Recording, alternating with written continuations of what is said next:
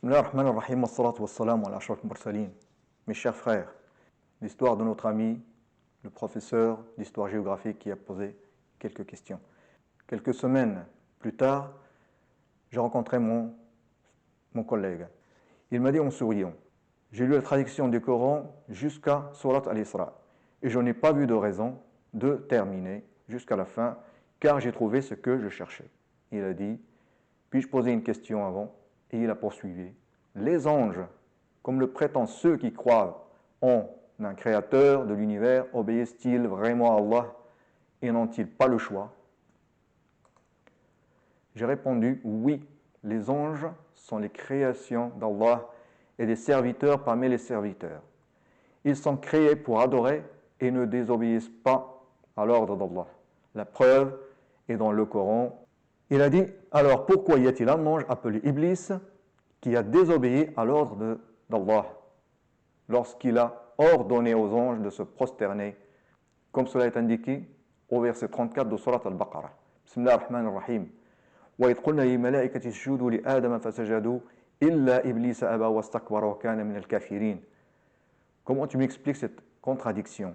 J'ai répondu, si tu avais lu ce livre en entier avec méditation, tu aurais dû trouver la réponse à ta question dans le verset 50 de Surat Al-Kahf.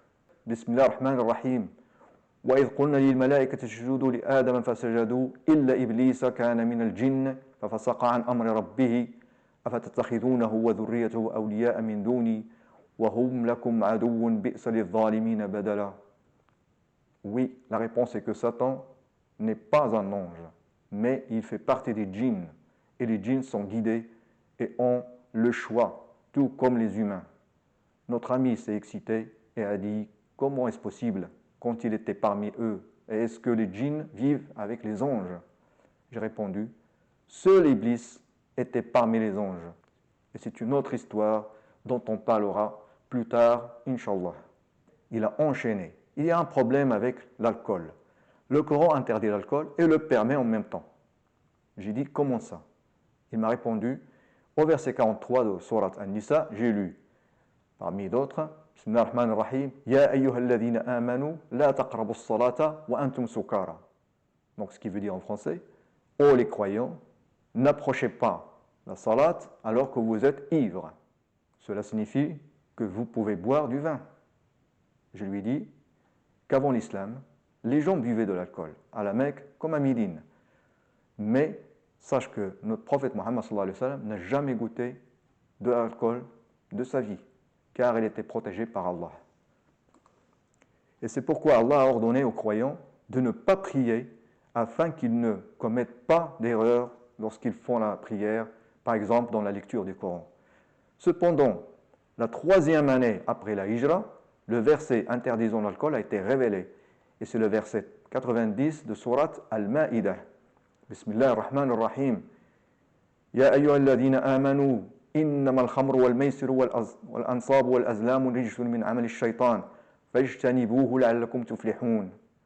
Vous avez la version en français, si vous voulez. Après ces explications, il a baissé la tête et a commencé à penser, déçu, et il ne savait plus quoi faire. Il m'a dit, j'ai une autre question. L'histoire de la création ne se trouve pas seulement dans le Coran, mais nous la trouvons aussi dans les autres livres comme la Bible. Et les Juifs et les chrétiens disent que Dieu a créé 7 cieux, comme c'est dit dans le Coran. Cela rend plus susceptible de dire que le Coran a été copié à partir d'autres livres. Est-ce que tu peux me renseigner sur ça? J'ai répondu.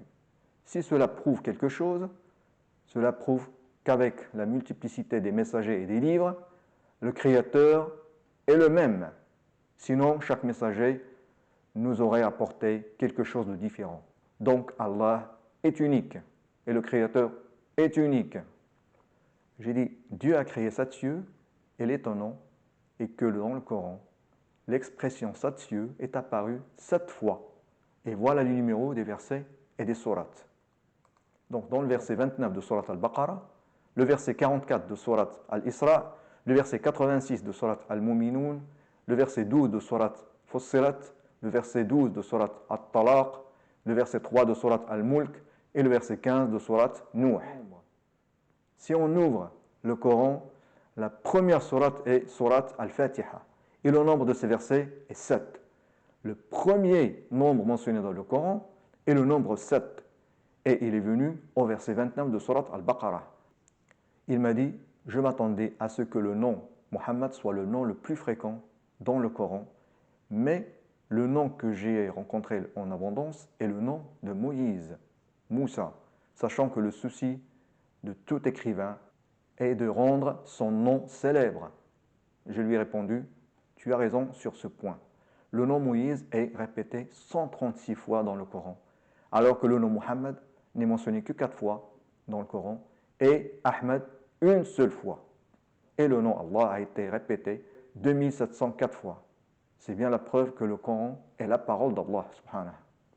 Alors il a dit, dans le Coran, il y a des répétitions de certains versets, et je ne sais pas si c'est parce que votre messager avait des oublis, et il les a récités à un autre endroit du Coran.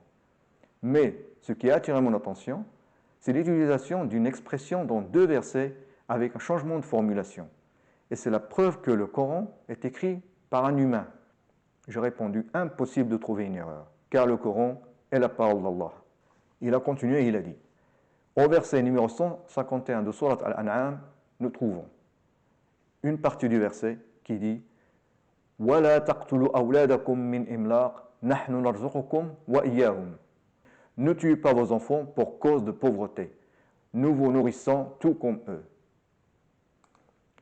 Et on retrouve dans le verset 31 de Surat Al-Isra, Bismillah ar-Rahman ar-Rahim, وَلَا تَقْتُلُوا أَوْلَادَكُمْ خَشْيَةَ إِمْلَاقٍ نَحْنُ نَرْزُقُهُمْ وَإِيَّاكُمْ. Donc cette fois en français, et ne tuez pas vos enfants par crainte de pauvreté, c'est nous qui attribuons leur subsistance, tout comme à vous. Alors je lui ai dit d'écouter attentivement, car c'est l'une des preuves qui confirme l'éloquence et l'exactitude du Coran et donc de sa grandeur. Car au verset numéro 51 de Surat Al-An'am, nous trouvons « Ne tuez pas vos enfants pour cause de pauvreté, nous vous nourrissons tout comme eux. » Ici, Allah s'adresse à la personne qui tue ses enfants alors qu'il vit dans la pauvreté. Ici, Allah commence par le pauvre et lui garantit sa subsistance. Alors, il est rassuré et ensuite Allah lui promet de lui garantir la subsistance de ses enfants. Dans le verset 31 de Surat Al-Isra, nous trouvons « Et ne tuez pas vos enfants par crainte de pauvreté, c'est nous qui attribuons leur subsistance, tout comme à vous. » Ici, Allah s'adresse à la personne qui est dans l'abondance, mais qui a peur de devenir pauvre par crainte de pauvreté.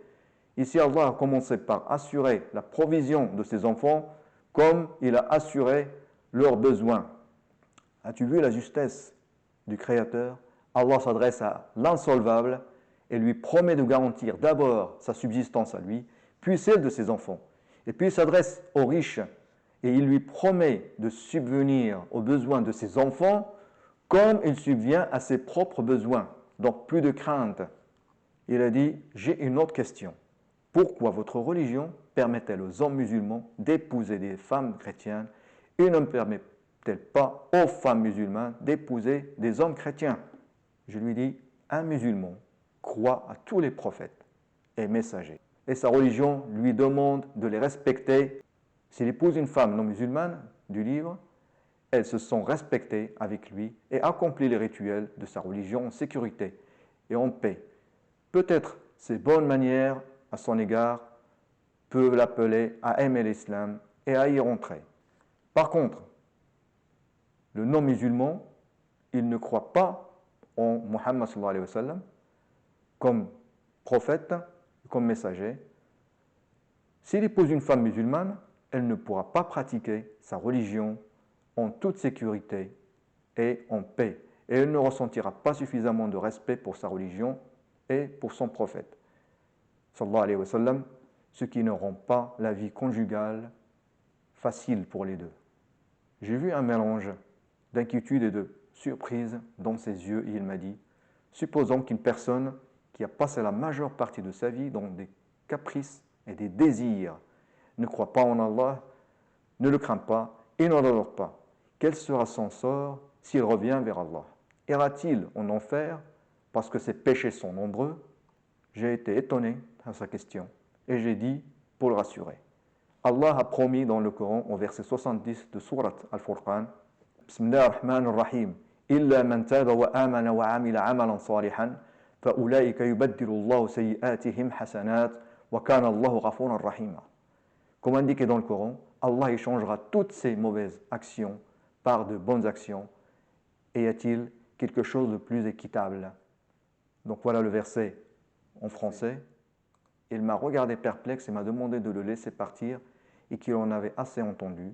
Il m'a promis qu'il lirait tout le Coran pour trouver ce qu'il cherchait. Alors, je lui ai dit, en le conseillant, cette fois, ne le lis pas à la recherche d'erreurs, car le Coran est parfait et il n'y a aucune erreur ou contradiction. Mais lis-le attentivement et avec méditation, à la recherche de preuves qui t'emmèneront à la vérité et te montreront le droit chemin. Il est parti, mais au bout de plus de 2 mois, nous nous sommes rencontrés, mais cette fois, son but n'était pas de montrer les écarts dans le Coran, mais de se renseigner sur certains sourates.